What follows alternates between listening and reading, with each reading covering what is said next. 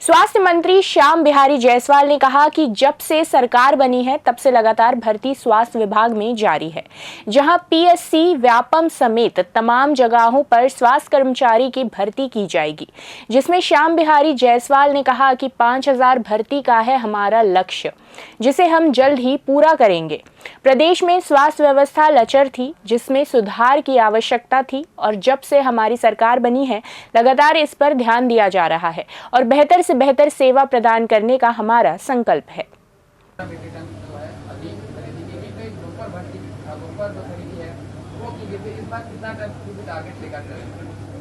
देखिए, आज के चर्चा में लक्ष्य के विषय में चर्चा होगा, क्योंकि हमारी जो सरकार है किसानों की सरकार है और किसानों ने भारतीय जनता पार्टी के ऊपर भरोसा जताया और उसका आज परिणाम है कि 54 सीटें हमारे प्रदेश में छत्तीसगढ़ के जो किसान हैं, मजदूर हैं, महिलाएं हैं, युवाओं ने दिया, तो निश्चित रूप से लक्ष्य निर्धारित होगा।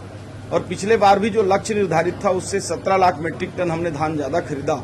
तो मैं पुनः आपसे कहना चाह रहा हूं कि लक्ष्य जो भी निर्धारित होगा, लेकिन किसानों का एक एक दाना धान हम खरीदेंगे जिस प्रकार से पिछले वर्ष हमने खरीदा। आज धान खरीदी के समय सीमा, कस्टम मिलिंग नीति और धान खरीदी के बाद धान को उठाव, परिवहन, इन सारे बिंदुओं पर मंत्रिमंडलीय उप समिति में आज चर्चा होगी और जो भी राज्य के किसानों के हित में जो अच्छा से अच्छा हो, जिसमें किसी प्रकार की दिक्कत कठिनाई ना हो, बारदाना की उपलब्धता और सारे विषय बिंदु पर टोकन से संबंधित जो सिस्टम है उनके भुगतान संबंधी और सारे विषयों पर आज चर्चा होगी। लक्ष्य भी रखा जाएगा क्या? हाँ, निश्चित रूप से धान के खरीदी के लक्ष्य पर भी चर्चा होगी, लक्ष्य भी निर्धारित होगा। और चूंकि माननीय विष्णुदेव साय जी की सरकार है, किसानों का एक एक दाना धान हम खरीदेंगे, उनको प्रति एकड़ में 21 क्विंटल और उनके 31 रुपए प्रति क्विंटल के हिसाब से जो हमारा माननीय मोदी जी की गारंटी है वो निरंतर चलता रहेगा।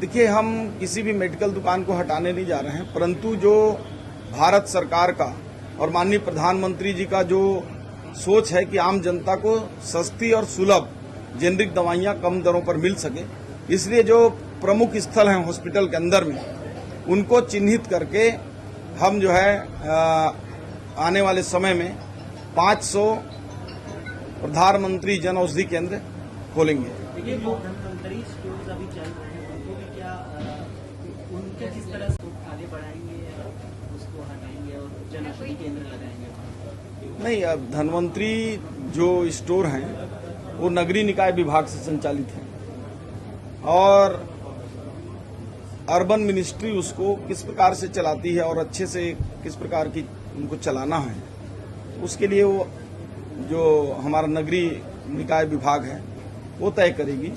ये जन औषधि केंद्र माननीय प्रधानमंत्री जी की जो योजना है इसको हम करेंगे।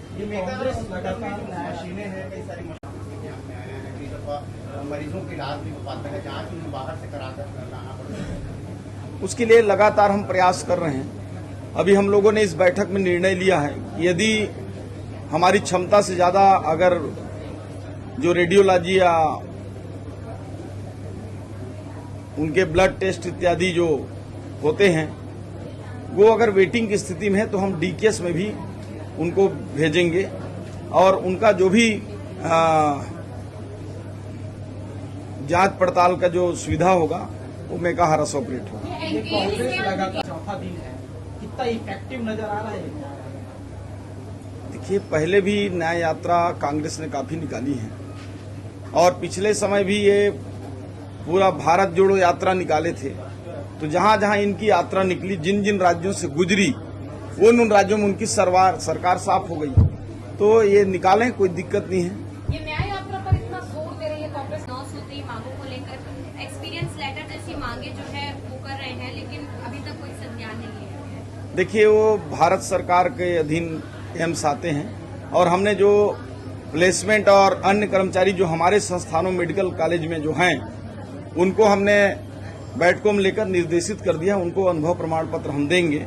हमारे राज्य में जो भी हेल्थ सेक्टर में प्लेसमेंट से भी करते हैं, जितने दिन वो काम करते हैं उसका कार्य अनुभव प्रमाण पत्र देना होगा। ये मंत्री जी, एक की संख्या वो लगातार बढ़ रही है। अब 100 से 150 जो मरीज हैं वो प्रतिमाह रिफर किए जा रहे हैं। पहले ये संख्या अगर हम देखें 6 महीने पहले तो 25 से 30 हुआ करती थी। जो सारे ये आंकड़े हैं ये मेकाहारा अस्पताल में रिफर किए जा रहे हैं। तो इतनी संख्या बढ़ने पर कोई संज्ञान भाई, इसको दो रूपों में आप ले सकते हैं। अगर मेकाहारा में एम्स से रिफर होकर आ रहे हैं तो निश्चित रूप से मेकाहारा में भी सुविधाएं बढ़ी हैं और हम लगातार बढ़ा भी रहे हैं। हमारे लिए अच्छी बात है। हम चाहते हैं कि प्रदेश के बड़े हॉस्पिटलों से भी हमारे मेकाहारा में आए।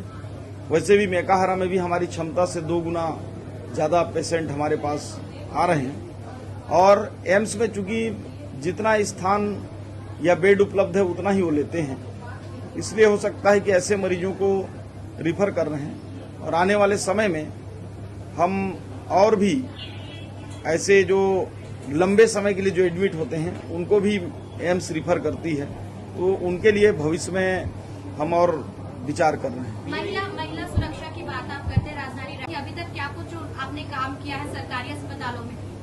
देखिए, सरकारी हॉस्पिटलों में जो बड़े मेडिकल कॉलेज हैं, बड़े हॉस्पिटल हैं, सब में सुरक्षा सुनिश्चित करने के लिए उनकी भर्तियां हैं विभिन्न माध्यमों से, उसकी प्रक्रिया जारी है।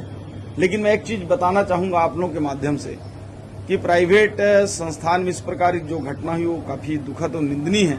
लेकिन मैं ये कहना चाहता हूं कि जो अपराधी हैं उनकी कोई जाति नहीं होता, कोई धर्म नहीं होता, उनकी कोई अलग से कोई पार्टी नहीं होती। ऐसे अपराधियों के लिए समाज में भी हमको इनको दुष्कृत करना चाहिए, इनको अपने से दूर रखना चाहिए और एक वातावरण ऐसा समाज के माध्यम से भी निर्मित हो कि ऐसी घटनाएं ना हो। और इसके लिए लगातार हम प्रयास भी कर रहे हैं। हमारी सरकारी संस्थानों में अभी ऐसी कोई भी घटना की जानकारी नहीं है और प्राइवेट संस्थान में आपने कहा है तो निश्चित रूप से उस पर कानूनी कार्रवाई कर कठोर उसमें जो भी कार्रवाई होगा किया जाएगा। हमने सरकार बनने के बाद लगभग 1500 भर्तियां की हैं, जिसमें अकेले 1200 एनएचएम के होंगे और 300 करीब एनएचएम और अन्य माध्यम से हमने भर्ती किया है। साथ ही साथ अभी 2000 से ऊपर पदों की भर्ती प्रक्रिया हमारी प्रारंभ है। पीएससी में भी लगभग 500 पदों के हमने दिया हुआ है। व्यापम को भी देने की हम तैयारी कर रहे हैं। लगभग 2 से 3 महीने के अंदर सभी मिलाकर हम 5000 पदों की भर्तियां करने जा रहे हैं, जो प्रक्रिया में भी है। धन्यवाद।